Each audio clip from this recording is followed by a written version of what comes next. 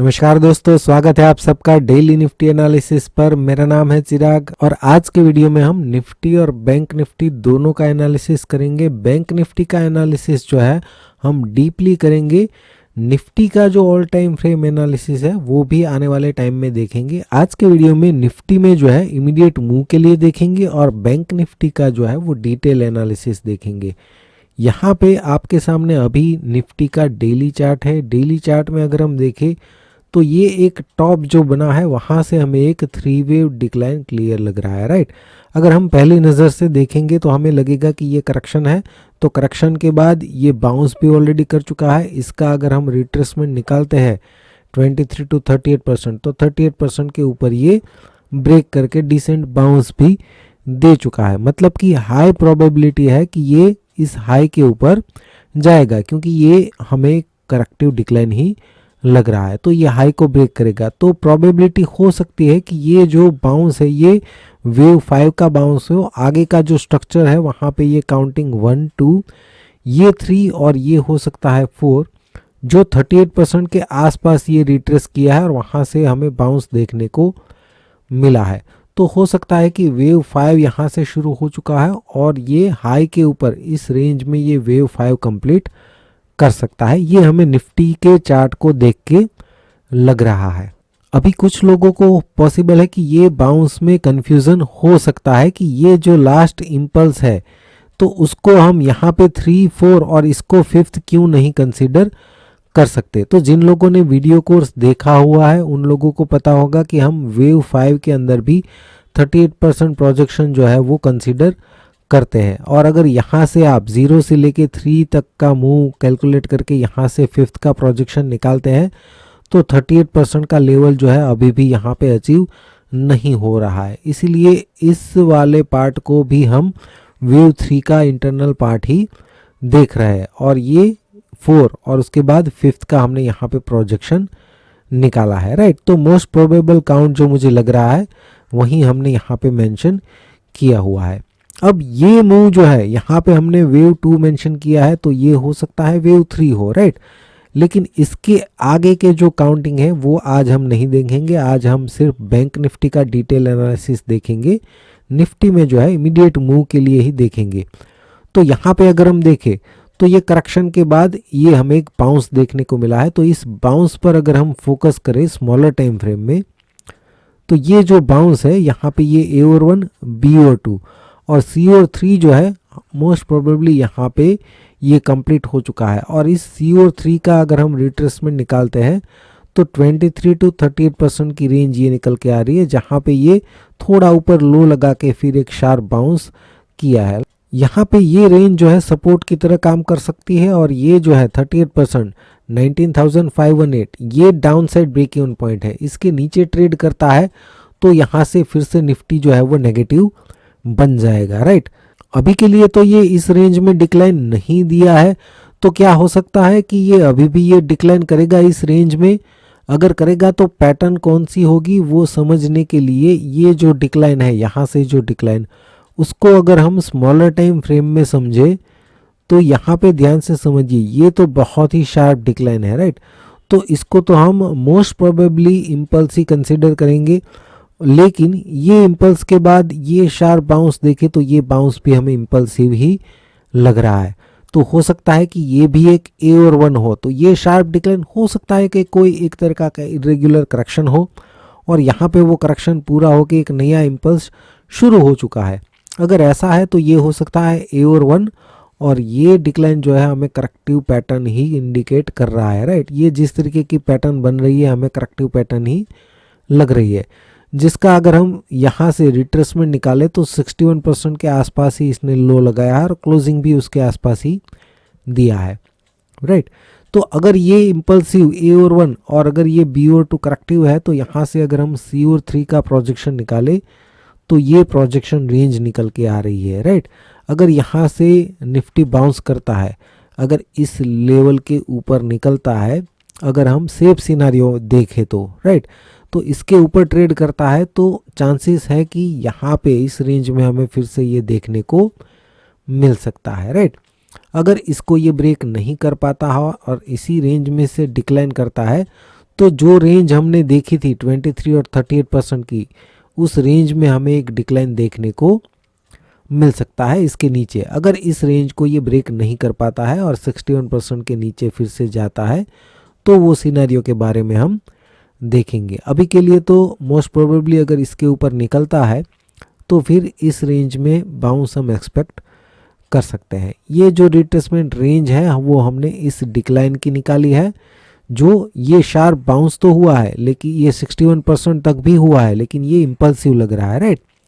तो इसीलिए, और ये इम्पल्सिव और ये करेक्टिव भी लग रहा है, तो इसीलिए प्रोबेबिलिटी है कि इस रेंज में हमें बाउंस भी देखने को मिल सकता है। 61% के नीचे ट्रेड करता है तो नेगेटिव सिनेरियो सोचेंगे 23 to 38% जो हमने प्रीवियस चार्ट में देखा वहाँ पे एक्सपेक्ट कर सकते हैं। अभी बैंक निफ्टी की बात करते हैं। बैंक निफ्टी को आज हम डिटेल में समझने वाले हैं, ध्यान से देखना वीडियो को। ये जो है बैंक निफ्टी का डेली चार्ट है। डेली चार्ट में अगर हम देखें तो यहाँ से जो डिक्लाइन है, ये कोई भी कहेगा कि ये एक 3 वेव डिक्लाइन है और उसके बाद एक बाउंस भी देखने को मिला है, तो ये करेक्शन है और यहाँ से फिर से ये बाउंस की प्रोबेबिलिटी बन जाती है। या तो कोई ऐसा भी बोल सकता है कि ये अगर कॉम्प्लेक्स करेक्शन है तो हो सकता है कि ये करेक्शन के बाद फिर से एक बार नीचे आए और ABC बना के फिर ये बाउंस कर सकता है। लेकिन बोलेगा तो यही कि ये पैटर्न जो है वो करेक्टिव है और ये पैटर्न अगर यहाँ पे कंप्लीट हो चुकी है तो यहाँ से कंटिन्यू करेगा, और अगर कंटिन्यू ये पैटर्न कंप्लीट नहीं हुई है करेक्टिव तो एक बार इसके नीचे जाने के बाद ये बाउंस करेगा, लेकिन बाउंस तो ये करेगा हाई के ऊपर, राइट। कोई भी रिलेटिव एनालिस्ट यही कहेगा, राइट। पैटर्न ही इस तरीके की हमें दिख रही है, राइट। लेकिन ये जो टॉप बना है, अब ध्यान से समझना, ये डेली चार्ट है।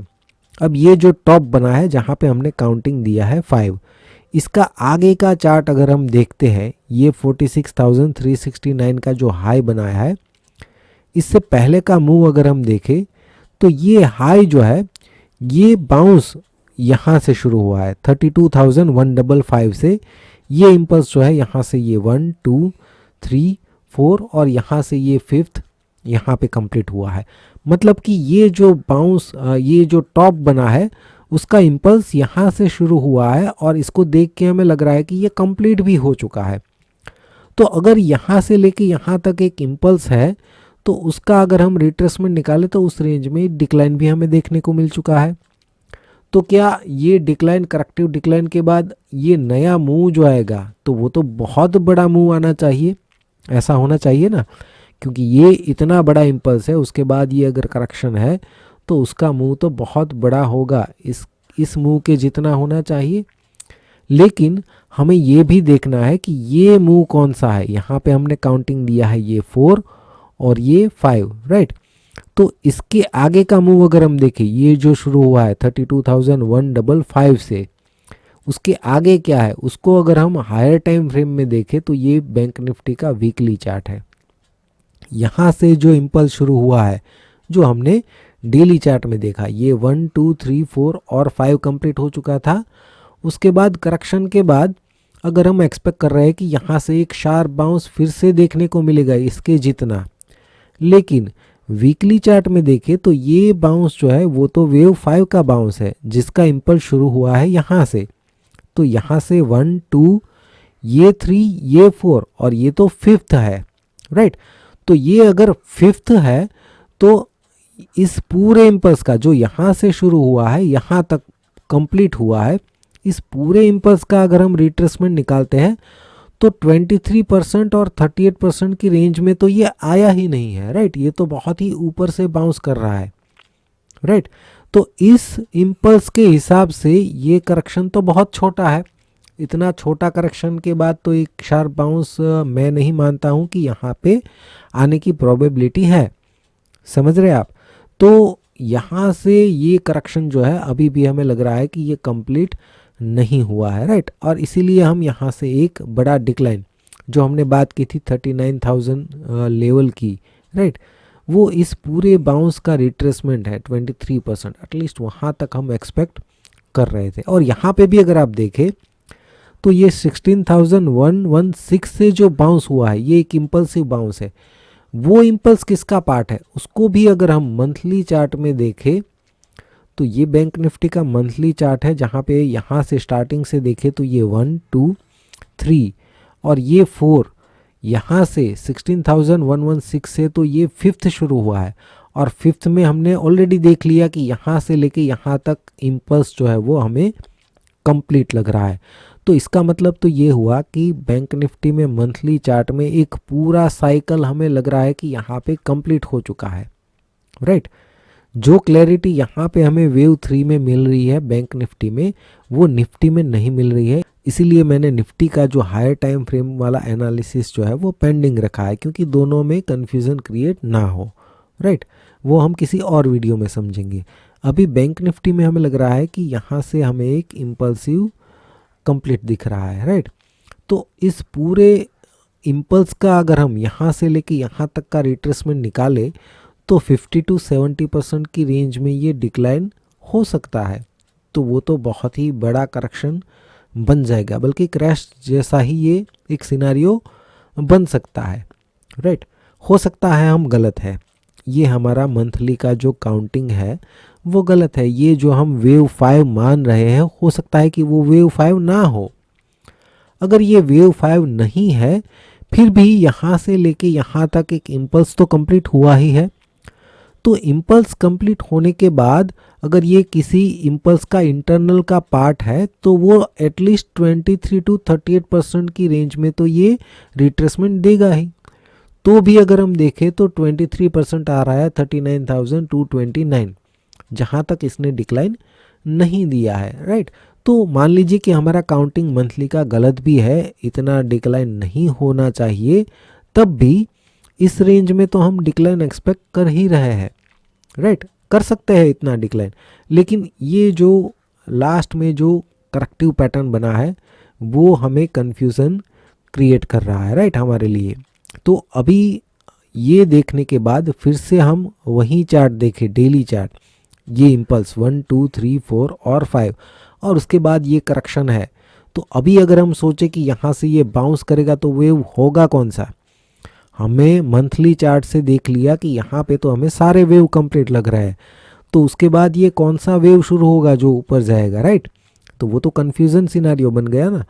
तो अभी यहाँ से हो सकता है कि ये ABC ना हो, राइट, ये कोई और पैटर्न हो और ये नीचे ही जाने वाला है।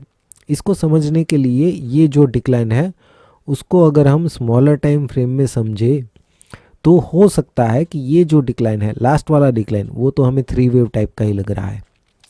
तो पॉसिबल है कि ये एक इरेगुलर करेक्शन हो सकता है कि ये फर्स्ट बाउंस जो है वो करेक्शन का सिर्फ A है, ये डिक्लाइन A और 1, और B और 2 मान लीजिए कि यहाँ पे नहीं कंप्लीट हुआ है, बल्कि यहाँ पे सिर्फ फर्स्ट लेग कंप्लीट हुआ है, ये सेकंड लेग है, और ये थर्ड लेग जो है वो प्रोग्रेस में है, और यहाँ पे B और 2 कंप्लीट होने के बाद C और 3 का डिक्लाइन जो है वो कंटिन्यू कर सकता है। इस तरीके का सिनारियो पॉसिबल हो सकता है। जिस तरीके से हमने हायर टाइम फ्रेम से समझा और हमें लग रहा है कि यहाँ पे एक टॉप बन चुका है, उसके हिसाब से अगर हम देखें तो यहाँ से ऊपर का प्रोबेबिलिटी कम लग रहा है, इसीलिए इस तरीके का काउंटिंग, एबनॉर्मल काउंटिंग ये हम देख रहे हैं। और वो क्यों देख रहे हैं उसका रीज़न मैंने आपको अभी समझाया, राइट। फिर भी ये तो ओवरऑल हमने सिनेरियो समझा, यहाँ पे लर्निंग आपको ज़्यादा मिलेगा, इसलिए मैंने ये सब समझाया है। बाकी ट्रेडिंग पॉइंट ऑफ व्यू की बात करें तो जो भी हमने समझा है वो कोई भी कुछ भी काम का नहीं है। हमें कल के लिए, परसों के लिए या वीकली के लिए ट्रेड करना है तो वो कुछ काम का नहीं है, उसके लिए ये जो मूव है वो काफ़ी है, राइट। तो अभी इमीडिएट मूव के लिए ये जो बाउंस है उसको अगर हम स्मॉलर टाइम फ्रेम में देखें तो यहाँ से ये A और 1, B और 2, और ये हो सकता है कि C और 3 यहाँ पे कंप्लीट हो चुका है और वहाँ से शार्प डिक्लाइन भी देखने को मिला है। तो इसका रिट्रेसमेंट जो है 23 to 38% इसने ऑलरेडी ब्रेक कर चुका है, राइट। मतलब फर्स्टली ये नेगेटिव तो बन चुका है, लेकिन फिर भी हम क्या करेंगे, इसके नीचे उतना भी सस्टेन नहीं किया है, तो हम क्या करेंगे, हमारा फोकस होना चाहिए इस डिक्लाइन पे, राइट। अगर यहाँ से पॉजिटिव है तो किस तरीके से ये ऊपर जा सकता है, और नेगेटिव है तो भी ये किस तरीके से बिहेव कर सकता है। इमीडिएट मूव समझने के लिए ये जो डिक्लाइन है उसको अगर हम स्मॉलर टाइम फ्रेम में देखें तो ये बैंक निफ्टी का 5 मिनट चार्ट है। ये शार्प डिक्लाइन जो है उस पूरे डिक्लाइन का हमने रिट्रेसमेंट निकाला है 23 to 61%, जो रेजिस्टेंस रेंज की तरह काम कर सकता है। क्योंकि ये शार्प डिक्लाइन है तो यहाँ पे मैंने काउंटिंग नहीं दिया है। मैंने कोशिश की थी यहाँ पे अगर हम इसको 1, 2, इसको 3 और 4 कंसिडर करें तो ये डिक्लाइन जो है वो 38% लेवल अचीव नहीं कर रहा है, इसलिए मैं यहाँ से यहाँ तक का इम्पल्स भी कंसिडर नहीं कर सकता। फिर भी अगर कोई सिनारियो में यहाँ पे मान लीजिए कि ये गैप डाउन बहुत बड़ा है तो काउंटिंग में गलती हो सकती है। यहाँ पे इंटरनल स्ट्रक्चर अगर हम समझे तो ये शार्प बाउंस इम्पल्सिव लग रहा है और उसके बाद ये जो है ये पूरा करेक्टिव पैटर्न की पॉसिबिलिटी बन सकती है। तो अगर ये ए है, ये बी है, तो हो सकता है कि इसके आसपास हमें एक बाउंस देखने को मिले, और अगर वो सस्टेन नहीं करता है तो ये ए, बी और सी एक करेक्टिव पैटर्न बन सकती है और यहाँ से डिक्लाइन कंटिन्यू कर सकता है। अगर यहाँ से बाउंस करता है तो ये लेवल बहुत इंपॉर्टेंट होगा। इसके ऊपर ट्रेड करता है तो फिर इस डिक्लाइन को हम कोई इरेगुलर करेक्शन का वेव सी मान लेंगे, ये होगा बी, और यहाँ से फिर ये बाउंस कर सकता है, लेकिन वो तभी देखेंगे जब इसके ऊपर जाएगा। अदरवाइज ये रेजिस्टेंस रेंज है, अगर इसके ऊपर ट्रेड नहीं कर पाता है तो डिक्लाइन की पॉसिबिलिटी ही यहाँ से बन रही है। फ्रेंड्स, वीडियो को लाइक और शेयर ज़रूर करना, और जो लोग भी इंटरेस्टेड है इलियट वेव को डिटेल में समझने के लिए तो वीडियो कोर्स को ज्वाइन कीजिए, राइट। साथ साथ आपको टेलीग्राम चैनल भी मिलेगा, दोनों का सब्सक्रिप्शन जो है आपको बहुत ही नॉमिनल फीस पे मिल रहा है, तो डिस्क्रिप्शन में लिंक चेक करना मत भूलिएगा। वीडियो देखने के लिए आपका बहुत बहुत शुक्रिया, धन्यवाद।